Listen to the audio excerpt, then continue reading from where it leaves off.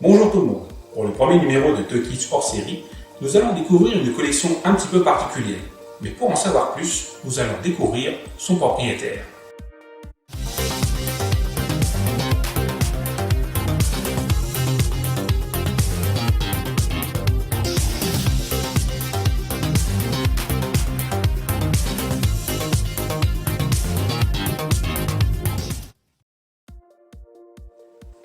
Salut Will, merci de me recevoir chez toi et nous parler de ta formidable collection.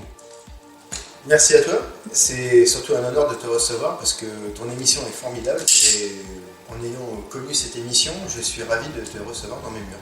Voilà.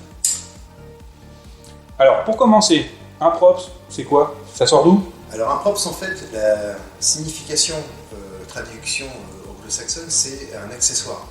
Donc les accessoires cinématographiques, il y a soit les copies qui sont en fait les dérivés ou les choses prévues pour le grand public, soit en fait des objets originaux qui sont soit faits pour le close-up, c'est-à-dire les plans proches, soit les plans larges. À savoir que pour le cinéma, en fait, il y a des objets qui sont faits spécialement pour le tournage, et ces objets en fait sont souvent déclinés en plusieurs versions et en plusieurs exemplaires, de manière à ce que la production n'ait pas de souci pour l'élaboration du film. Tous ceux que tu as, c'est des vrais objets de cinéma ou bien des copies légales? Alors, il y a un petit peu de tout. Il y a des copies légales qui sont en fait des reproductions numérotées, certifiées par des grands studios comme on va dire les Atticus ou autres, mais bon, ça c'est pas vraiment ce qui m'intéresse. La plupart de ce que j'ai, l'avantage justement, c'est que ce sont des originaux. C'est-à-dire qu'ils sont certifiés par les studios comme ayant servi réellement au tournage du film. Donc en beaucoup moins d'exemplaires, en beaucoup plus qualitatif. La seule chose, c'est qu'il faut savoir qu'un props, souvent, malheureusement, est moins qualitatif qu'un objet dérivé. Un objet dérivé qui est mis en boîte pour le grand public va être très soigné, très méticuleux, alors qu'un objet, on va dire, type props, va être un objet normalement destiné à la destruction après le tournage du film. Ouais. Ouais, de toute façon, ça a été utilisé pour le film, donc ça peut être déjà abîmé Tout à fait. par exemple pendant le tournage. Abîmé, comme vous pouvez voir, c'est la sous-scrum qui est en fait en rubber et plastique, vous voyez, il s'abîme énormément. Lui, il vient du retour du Jedi, donc ça à l'original, c'est 83, mais comme vous pouvez le constater, il est très abîmé, parce que le temps a fait son effet, et parce que les matériaux utilisés étaient pour le tournage et pas faits pour la collection, pas faits pour durer dans le temps.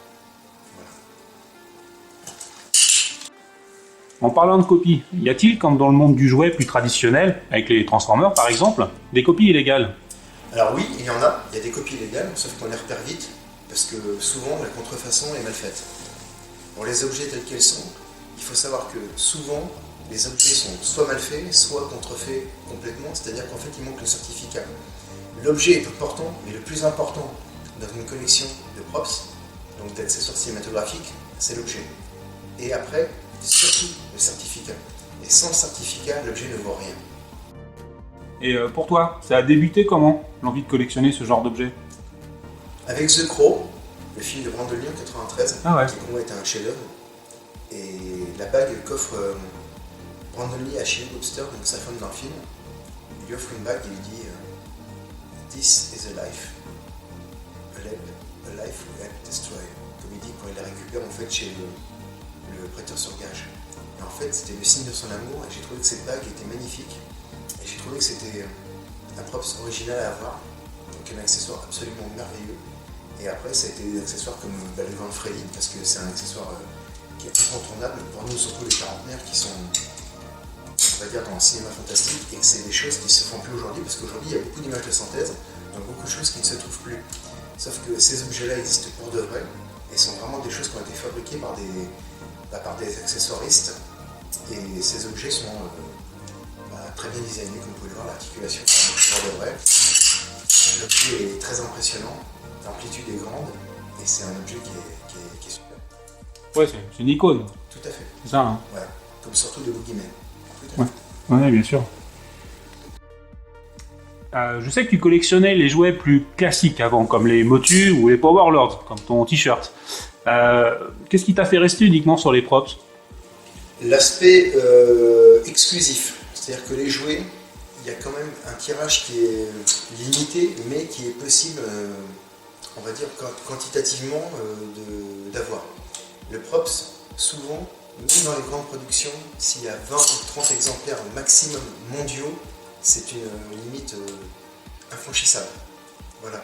Donc après, l'avantage, c'est que soit on a un objet unique, soit on a un objet qui a été décliné, mais l'avantage en fait de ces objets, c'est qu'ils restent exclusivement exclusifs dans le terme et dans la collectionnite. Donc pour un collectionneur, l'avantage c'est qu'effectivement on a quelque chose qui est très restreint, qui est porté et qui est touché par l'acteur ou l'actrice. Voilà. Et qui a été fait exclusivement pour le métrage. Et donc, mais par contre, là, par exemple, l'œuvre que tu as à côté, c'est pas un prop. C'est pas un prop, en fait c'est une réplique. Et cette réplique elle est très sympa parce que non seulement elle n'est pas super chère, on va dire dans les 500 €, et en fait il y a des LED qui s'allument, c'est très rigolo. À savoir que pour Alien, il y a une petite anecdote, c'est qu'il y avait le détecteur d'Alien qui valait une fortune en tant que props, et le props original en fait était juste une boîte à outils avec une boîte à œufs plaquée sur le côté, et ça valait des milliers parce que c'était l'original. Et savoir que le props était de la camelote, et que en fait la réplique, qui était bien mieux fournie et bien mieux fichue, valait beaucoup moins cher et était bien mieux que l'original en fait. La qualité était top parce que c'était fait pour répondre à une demande des fans. Je pense que, comme tout le monde, tu as ton petit chouchou. Alors c'est lequel ton préféré? Alors mon préféré, je suis désolé mon chéri, je vais te laisser quelques secondes, même si tu es fragile. Et mon préféré, je vais vous le montrer, il y en a deux.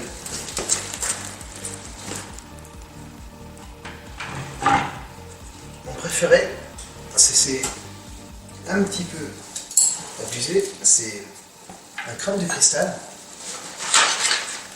et un livre des morts. Le crâne de cristal qui est très rare, parce qu'il y en a eu très très peu.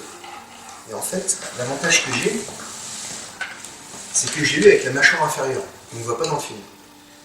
Et en fait, quand les prop masters l'ont réalisé, ils ont fait la mâchoire inférieure, qui n'est pas montrée dans le film, mais qui existe. Ouais. Donc c'est une belle pièce, qui fait à peu près 4,5 kg quand même. Un beau bébé. Ouais, un beau bébé, qui pourtant est en plastique, avec des finitions incroyables, qui est introuvable, que j'ai eu après le tournage. Et l'autre, j'ai eu en fait, bizarrement, il a été sérigraphié et dessiné par Tom Sullivan, qui est donc l'auteur en fait du livre des morts, donc les Necronomicon. Et en fait, la qualité est stupéfiante.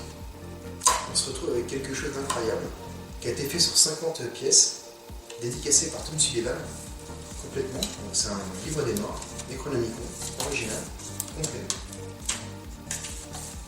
qui s'ouvre pas complètement large, parce qu'effectivement, de par sa nature et sa consistance est un petit peu fragile, mais qui est complet. On voit bien le dessin d'ailleurs intégral de Tom Sullivan. Donc ça, c'est un objet qui a vraiment servi pour le film ou qui a été refait pour les fans? Il n'a pas été servi pour le film, celui-ci, parce qu'en fait, Tom Sullivan l'a d'abord designé complètement, et après l'a proposé pour inclure dans le film. Par contre, lui a effectivement servi au tournage du film. D'accord. De la même manière que cette idole de fertilité, qui normalement est très brillante dans le film, a été utilisée lors du tournage, justement parce qu'elle est très ombrée. Et de par sa nature, en fait, elle va devenir de plus en plus foncée et certifiée en fait complètement par tous les certificats d'authenticité des studios qui montrent effectivement, qui attestent de son authenticité lors du tournage et de son utilité par le crew en fait, par l'équipe. Voilà. Donc ça, je garde, malgré le temps qui passe et le nombre d'objets que j'ai. Ouais, oui, c'est des petits fétiches. Tout à fait. Mais ma pièce maîtresse, je dirais quand même, malgré tout, ça reste quand même une crâne de cristal. Ouais, pourtant le film... Alors le film, effectivement, beaucoup de choses à dire. Par contre, le crâne de cristal, ouais. bel objet, belle Ah oui, pièce. c'est sûr. Hein. Et pourquoi pas. Ouais, c'est clair. Ah, est-ce qu'il y a eu un des objets que tu as eu vraiment du mal à dénicher? Oui. Alors, il y en a eu. Malheureusement, il est derrière toi. Ouais, je le ferai voir après. Ouais, donc je pense que Patrick vous le montrera en fait lors d'un autre tournage. C'est le pack de SOS Fantôme, Ghostbusters, qui est un proton pack complet, original de la Columbia. Pas en plastique ni en caoutchouc, parce que pour les cascades, si vous regardez bien pendant le film, on voit que les acteurs, quand ils font des cascades et quand ils tombent, les pièces se modifient, tournent ou sont pas allumées. Et en fait, pour les plans larges et pour les plans réels et proches, on voit que les packs sont faits en matériaux durs et solides et autres. Et ça, j'en ai un, et c'est pour moi une grande fierté. Est-ce qu'il y a un Graal que tu n'as jamais encore trouvé? La pièce ultime, quoi. Alors, le Graal, je l'ai parce que c'est Indiana Jones et je l'ai. Et le Graal ultime, ce que je recherche, c'est un petit peu particulier parce que c'est pas un film qui va parler aux gens. C'est La Libellule pris dans la cire de Dragonfly, un film avec Kevin Costner, qui a un bijou. Et j'ai toujours cherché ce presse-papier que je n'ai jamais trouvé. Et c'est un presse-papier en fait, avec une libellule à l'intérieur. D'où le titre du film, Dragonfly. Ouais. Et la bague que tu me parlais tout à l'heure de The Crow, tu l'avais récupérée? Ouais, je l'ai. Ouais, tu l'as toujours? Je l'ai, je peux éventuellement... Ouais, je dirais. Patrick le filmera, mais je Ouais, d'accord. Et j'ai mis 10 ans à la trouver. Ah, quand même. Ouais. As-tu une petite anecdote à nous raconter à propos de ta collection ou d'un objet de ta collection? Une fois, on m'a proposé un Naboo Fighter original qui devait être utilisé pour être mis chez Disney. Et j'ai pas pu le prendre parce que le prix était très bon, mais la taille était tellement immense que c'était impossible. Ouais, C'était à peu près 15 mètres de long, ouais, c'est ça. 6 mètres de large. Ouais, tu dors dehors. Voilà. Donc, j'ai des photos, je suis à côté, mais c'est impossible à gérer. Ouais, j'imagine. Plus tard, peut-être. Dans le jardin. Plus tard, un jardin ou des voisins compréhensifs. Ouais, c'est ça. Ouais, tout à fait. Par des bons voisins. Tout à fait, des voisins. Ils vont bien t'aimer. Hein. Tout à fait. Si quelqu'un veut se lancer dans ce genre de collection, as-tu un conseil à donner? S'adresser d'abord chez les revendeurs qui sont Christie's, pour les premiers, Sotheby's, qui sont des maisons d'enchères, et après le reste, le bouche à oreille. Sans bouche à oreille, on ne trouve rien. Ne jamais faire confiance à un objet sans son certificat. Le certificat équivaut à 99% de la valeur de l'objet, si tant est qu'on a de la valeur à donner à l'objet. Après, il faut que l'objet plaise d'abord. Avant sa valeur, avant d'avoir une collectionnite, il faut que l'objet plaise à la personne qui collectionne. Après, je dirais sincèrement, énormément de répliques sont meilleures que les objets originaux. Dans la qualité, dans la finition, dans beaucoup de choses.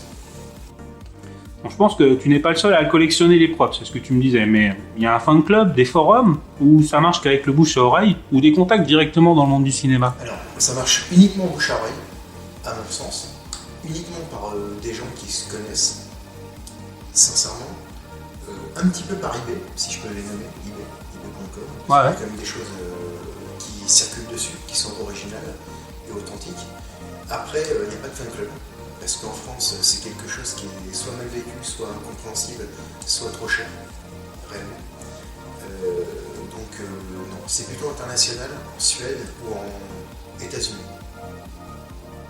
Ouais, moi je pense que le marché français est tout pété. Il n'y a pas de marché français en fait. Le marché français, ça donne de la réplique parce que les Français veulent de la qualité. Ouais, un truc beau. Un props original qui a servi pour un tournage n'aura jamais une qualité optimale. Jamais. Ouais, c'est plus pour le faire paraître que l'objet lui-même. Tout à fait. Donc, bon, j'allais y venir, mais est-ce que tu joues avec, comme le Grand Freddy pour effrayer ta copine, ou des folles soirées avec ton T800? Alors, comme vous voyez dans le Freddy, par exemple celui-ci et celui du 7. Donc celui-ci, tu peux éventuellement effrayer le caméraman, qui est derrière moi. Mais ma copine, non, ça ne l'effraie pas. Pourquoi? Parce que déjà, elle est habituée. Deuxièmement, c'est une femme, donc elle est pire. C'est pareil, je vois que certains de tes objets sont dédicacés. Alors, tout à fait. L'avantage, en fait, et d'ailleurs c'est probablement un tort, parce que souvent ceux qui collectionnent ne font pas dédicacer leurs objets, ils font dédicacer une photo ou quelque chose qui accompagne l'objet. Personnellement, c'est un choix. J'ai choisi de faire dédicacer les objets de manière à ce que la personne qui a utilisé l'objet puisse se dire tiens, je le reconnais, je l'ai bien utilisé, et je dédicace et je valide. Mais ça, c'est très personnel. De la même manière que vous avez par exemple des choses comme un gant, cette chose, qui est en fait Mr. Pointy, donc le pieu de la série Buffy contre les vampires, qui a son certificat d'authenticité qui est ici, total, Ouais. par la Fox, plus un certificat d'authenticité pour la signature qu'il porte de Sarah Michelle Gellar. Mais ça, c'est très personnel. Ouais. Chacun fait comme il veut. Non, non, bien sûr. Normalement, un objet ne doit pas être signé. Hmm. Parce que du coup, ça le dénature. Voilà. Mais bon, peut-être qu'après. Personnellement, c'est pas pour la revente, donc